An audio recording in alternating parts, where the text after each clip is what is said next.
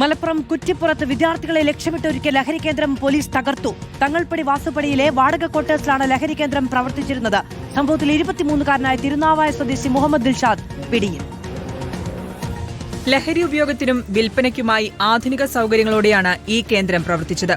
വെള്ളിയാഴ്ച നടന്ന അപകട സംഭവത്തെ തുടർന്നാണ് നാട്ടുകാരുടെ ശ്രദ്ധ ഈ കേന്ദ്രത്തിലേക്ക് തിരിഞ്ഞത്. അമിത വേഗത്തിൽ ബൈക്കിലെത്തിയ യുവാവിൽ നാട്ടുകാർക്ക് തോന്നിയ സംശയം പിന്നീട് പോലീസിനെ അറിയിച്ചു.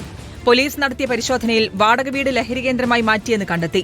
പോലീസിനെ കണ്ടതോടെ സ്ഥലത്തുണ്ടായിരുന്ന യുവാവ് ഓടി രക്ഷപ്പെട്ടു. സ്വർഗം എന്നെഴുതിയ മുറിക്കുള്ളിൽ നിന്ന് ലഹരി ഉപയോഗത്തിനായി പ്രത്യേകം സജ്ജീകരിച്ച ഉപകരണങ്ങളും വിൽപ്പനയ്ക്കായി സൂക്ഷിച്ചിരുന്ന 685 ഗ്രാം കഞ്ചാവും കണ്ടെടുത്തു.